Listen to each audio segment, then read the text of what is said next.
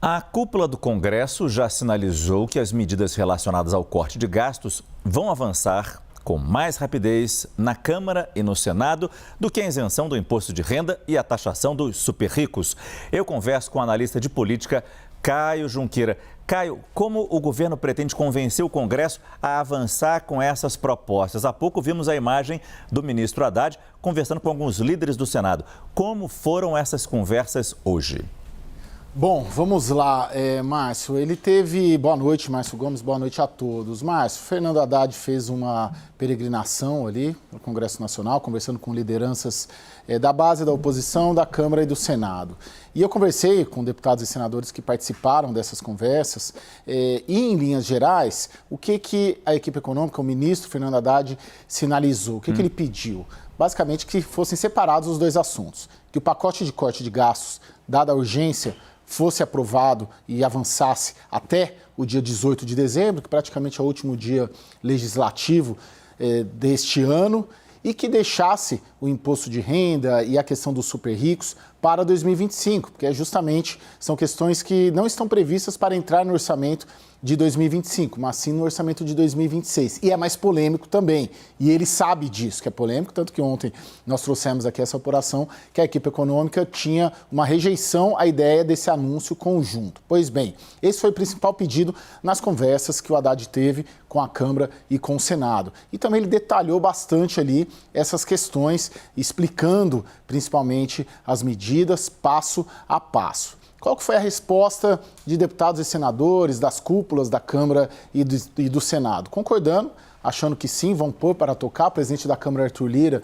por exemplo, passou o ano inteiro defendendo corte de gastos, diz que o Congresso Nacional, a Câmara dos Deputados, deu a contribuição para a equipe econômica, aumentando receitas durante o ano de 2023, mas 2024 era hora de cortar na própria carne. Demorou, mas chegou e aí sim, isso deve acelerar. Tem uma questão de prazo, viu, Márcio?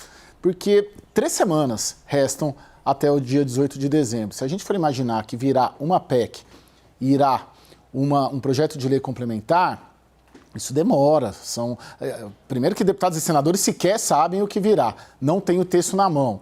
Então é complexo, em 3 semanas, votar isso tudo nas 2 casas tem que estar muito bem amarrado. Mas o importante é que a sinalização do Congresso foi de que sim, que topa. Tem muita desconfiança ali também, não só da oposição, do Centrão, essa questão da taxação dos super ricos, da isenção do imposto de renda. Tem uma suspeita ali em muitos deputados e senadores de que o governo vai acabar indo ao Supremo Tribunal Federal, que vai retomar aquela novela da desoneração e que vai contar com o apoio do Supremo Tribunal Federal para aprovar algo que o Congresso não acha que seria um debate tal qual o governo se propõe a fazer. Também acham que se aprovar a conta não fecha, que a taxação de super ricos não vai conseguir bancar a conta da isenção do imposto de renda para quem ganha até R$5.000. Ou seja, tem muita dúvida sobre isso, mas de uma maneira geral a gente pode separar o pacote todo em 2 blocos e o pacote de corte de gastos,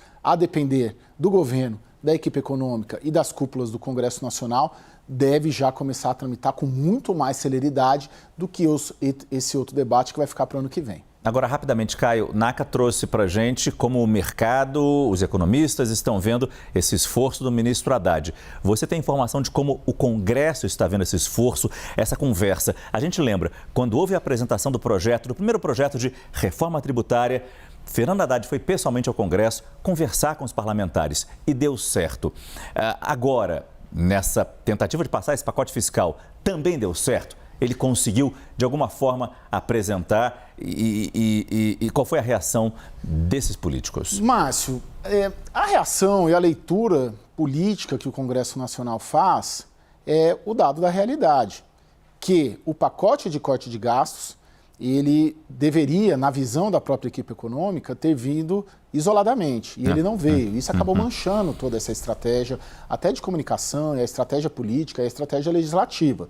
O Congresso reconhece o mérito e o esforço da equipe econômica em tentar convencer a ala política do governo, o próprio presidente Lula, de aprovar um pacote de corte de gastos. Mas 2 coisas ali que eu ouvi muito hoje. Primeiro, Não foi anunciado da forma que o ministro Fernando Haddad gostaria, porque o ministro Fernando Haddad e a equipe econômica defendeu até o último instante, como nós já dissemos aqui ontem, que fosse apenas corte de gastos, né, para não criar esse contrassenso de anunciar o corte de gastos junto com um projeto que expande gastos, que é o que acabou acontecendo.